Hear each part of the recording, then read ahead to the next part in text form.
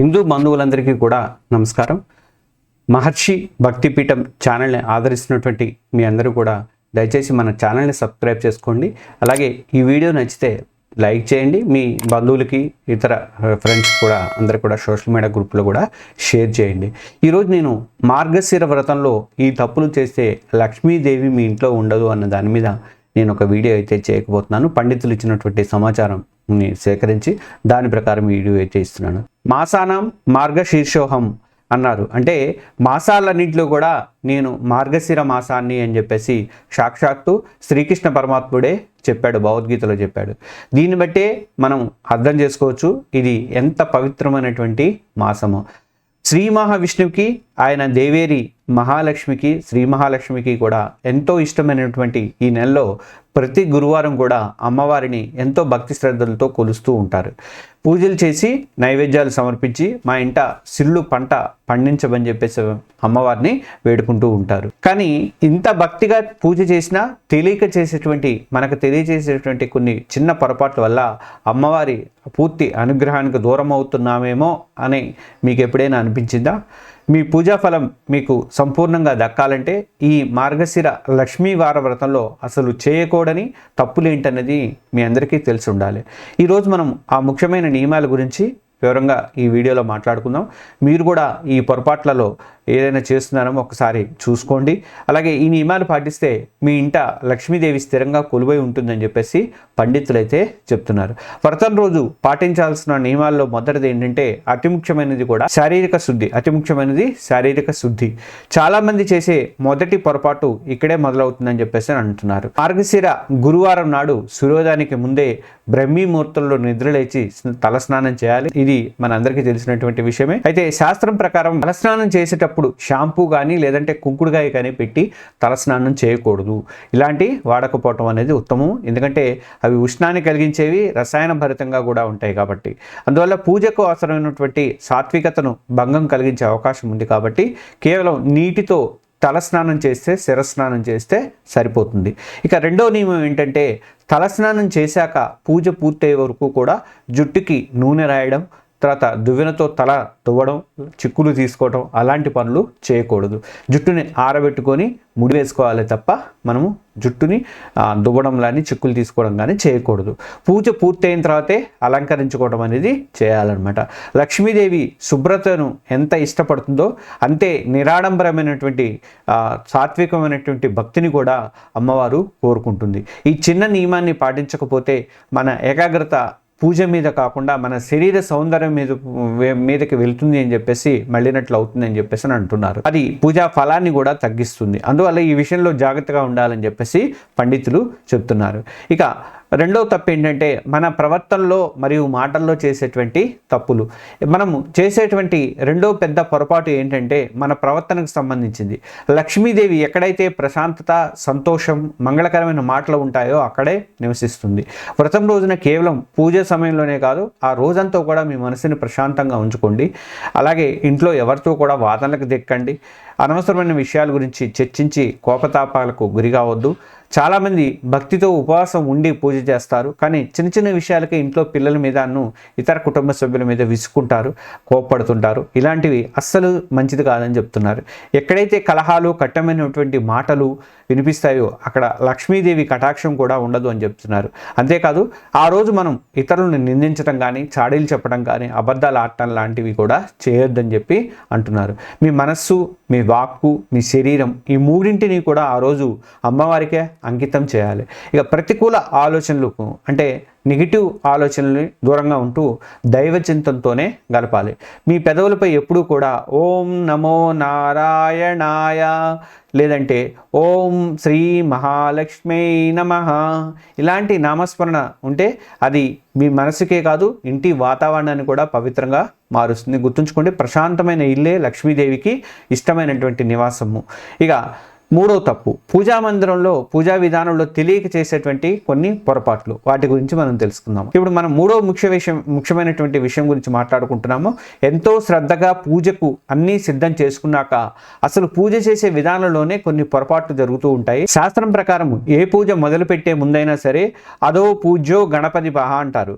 అంటే మొట్టమొదట విఘ్నేశ్వరుడికి పూజ చేసిన తర్వాతే మనం ఏ పూజనైనా మొదలు పెట్టాలి. చాలామంది డైరెక్ట్గా నేరుగా లక్ష్మీదేవికి మాత్రమే పూజను మొదలు పెడతారు.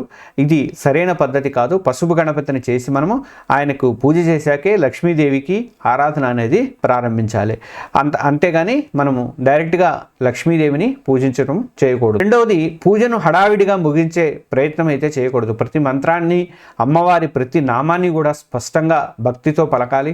సమయం లేదని చెప్పేసి అష్టోత్తర శతనామాలను చాలా వేగంగా స్పీడ్గా చదివేసేయటము, మంత్రాలు తప్పుగా పలకటము ఇలాంటివి అయితే అస్సలు చేయకూడదు. మీకు పూర్తిగా పూజా విధానం తెలియకపోయినా పర్వాలేదు, కనీసం ఒక దీపం వెలిగించి భక్తితో అమ్మవారి అష్టోత్తర శతనామాలు చదువుకొని మీకు తెలిసినటువంటి లక్ష్మీ స్తోత్రాలు పఠించినా చాలు, అమ్మవారు చాలా సంతోషిస్తుంది. ఓం శ్రీ మహాలక్ష్మి చ విద్మహే విష్ణుపత్నే చ ధీమహి తన్నో లక్ష్మీ ప్రచోదయాత్ అని లక్ష్మీ గాయత్రి మంత్రాన్ని పఠించడం వల్ల విశేషమైనటువంటి ఫలితాలు ఉంటాయని పండితులు చెప్తున్నారు. ఇక కలశ స్థాపన విషయంలో కూడా శ్రద్ధ అనేది చాలా అవసరము. కలశం కింద బియ్యం పోసి దానిపై మామిడి ఆకులు, తర్వాత పసుపు రాసినటువంటి కొబ్బరికాయను ఉంచి శాస్త్రోక్తంగా అమ్మవారిని ఆవాహన చేయాలి. పూజ పూర్తయిన తర్వాత ఆ కలశాన్ని వెంటనే కలపకూడదు. ఆ రోజుకి అయిపోయింది కదా అని చెప్పి కనిపిస్తుంటారు చాలామంది. అలాంటి ప్రయత్నం అయితే చేయకూడదు. ఆ రోజంతా కూడా అమ్మవారి ఆ కలశంలోనే కొలువై ఉంటుందని మీరు నమ్మకం పెట్టుకోవాలి, అలాగే ఉండాలి. ఇక నేను చెబుతున్నటువంటి ఈ నియమాలన్నీ కూడా మీకు ఉపయోగకరంగా అనిపిస్తున్నాయి అనుకుంటే దయచేసి మన వీడియోని ఇప్పుడే లైక్ చేయండి. అలాగే మీకు మరిన్ని ఇలాంటి ఆధ్యాత్మిక విషయాలను మీ ముందుకు తీసుకురావడానికి నేను మొదటిసారి కెమెరా ముందుకు, ఇంతకుముందు వెనక బ్యాక్గ్రౌండ్లో ఇచ్చాను, వాయిస్ ఇచ్చాను, ఇప్పుడు డైరెక్ట్గా మీ ముందుకు వచ్చి అన్ని విషయాలు చెప్తున్నాను. ఇలాంటి నాకు ప్రోత్సాహం ఉండాలంటే మీరు మన ఛానల్ సబ్స్క్రైబ్ చేసుకోవడంతో పాటు మన వీడియోల్ని అందరికీ ఫార్వర్డ్ చేయండి, మీ బంధువులకి అందరికీ కూడా. ఆహార నియమాల విషయంలో నైవేద్యంలో కూడా కొన్ని పొరపాట్లు జరుగుతూ ఉంటాయి. 4వ తప్పు అదేంటో చూద్దాం ఒకసారి. 4వది, చాలామంది గమనించినటువంటి పొరపాటు ఏంటంటే ఆహార నియమాలు కానీ నైవేద్య సమర్పణకు సంబంధించిన నియమాలు. మార్గశిర గురువారం వ్రతం చేసేవారు రోజు ఖచ్చితంగా మాంసాహారం, మద్యం వంటి వాటికి ఖచ్చితంగా దూరంగా అయితే ఉండాలి. ఇది అందరికీ తెలిసిన విషయమే. అయినప్పటికీ కూడా కొందరు తెలియక ఉల్లి, వెల్లుల్లి లాంటి తామసిక పదార్థాలను వంటల్లో వాడేస్తుంటారు. వ్రతం రోజున సాత్విక ఆహారాన్ని వాడాలి. కనీసం ఉల్లి కానీ వెల్లుల్లి కానీ లేనటువంటి శాకాహారాన్ని మాత్రమే తీసుకోవాలి. ఉపవాసం ఉండేవారు మాత్రం పాలు, పండ్లు లాంటి సాత్విక పదార్థాలని స్వీకరించాలి. ఇక నైవేద్యం విషయంలో అత్యంత శ్రద్ధ పెట్టాలి. మీరు ప్రతి వారం మనకు తోచింది కాకుండా అమ్మవారికి నిర్దేశించిన నైవేద్యాలని సమర్పించాల్సి ఉంటుంది. ఆ నైవేద్యాలు ఏంటి అన్నది ఒకసారి నేను చెప్తాను, నోట్ చేసుకోండి మీరు. మొదటి గురువారం నాడు పులగం నైవేద్యం సమర్పించాలి. 2వ గురువారం నాడు అట్టు లేదా తిమ్మనం, దీన్ని క్షీరాన్నం అని కూడా అంటారు, అది నివేదించాలి. ఇక 3వ గురువారం నాడు అప్పాలు మరియు పరమాన్నం పెట్టాలి. 4వ గురువారం నాడు చిత్రాన్నము లేదా మరియు గారెలు సమర్పించాలి. ఇంకా ఒకవేళ మార్గశిర మాసంలో 4 వారాలు వస్తే మాత్రం అప్పుడు పుష్యమాసంలో వచ్చే మొదటి గురువారాన్ని 5వ వారంగా భావించి పూజ చేసి ఆ రోజు పూర్ణం బూరెలు నైవేద్యంగా పెట్టాలని చెప్తారు. అంటే 5 వారాలకు మనం చేయాల్సిన అవసరం అయితే ఉన్నదనమాట. ఇక ఈ నైవేద్యాలన్నీ కూడా అత్యంత శుచిగా, మడిగా వండాలి. వండేటప్పుడు రుచి చూడటం, టేస్ట్ చూడటం అనేది చేయటం మహాపచారం అవుతుంది. పూర్తిగా భక్తితో వండి అమ్మవారికి నివేదించాకే మనం ప్రసాదం అనేది తీసుకోవాలి. ఇక 5వ తప్పు, పూజ తర్వాత చేసేటువంటి పనులు కొన్ని తప్పులు ఉన్నాయి. 5వ పొరపాటు ఏంటంటే పూజ ముగిశాక మనం చేసేటువంటి కొన్ని పనులకు సంబంధించినవి. పూజ అయిపోయింది కదా అని వెంటనే మన పనుల్లో మనం మునిగిపోతాము. ఇది సరైనది కాదు. ముఖ్యంగా సూర్యోదయం, సూర్యాస్తమయం సమయంలో నిద్ర అస్సలు పోకూడదు. మార్గశిర గురువారం నాడు పగటిపూట నిద్రించడం వల్ల ఇంట్లోకి దరిద్రం ప్రవేశిస్తుందని చెప్పేసి పెద్దలు అయితే చెప్తారు. పూజ తర్వాత అలసటగా అనిపించినా కాసేపు అమ్మవారి నామస్మరణ చేస్తూనో లేక ఆధ్యాత్మిక గ్రంథాలు చదువుతూనో గడపాలి తప్ప నిద్రపోకూడదని చెప్పేసి పండితులు చెప్తున్నారు. ఇంకా మరొక ముఖ్య విషయం ఏంటంటే పూజ పూర్తయిన వెంటనే పూజలో ఉంచినటువంటి కలశంలోని పసుపు, కుంకుమలను ఎవరికి ఇవ్వకూడదు. పూజలో ఉంచినటువంటి కలశంలో ఉంచినటువంటి పసుపు కుంకుమలను ఎవరికి ఇవ్వకూడదు. ఆ రోజు సాయంత్రం వరకు ఆగి ఆ తర్వాతే ముత్తైదువులకి తాంబూలాలతో పాటు ఇవ్వచ్చు అనమాట. ఎందుకంటే ఆ పసుపు కుంకుమలతో అమ్మవారి శక్తి నిక్షిప్తమై ఉంటుంది అంటారు.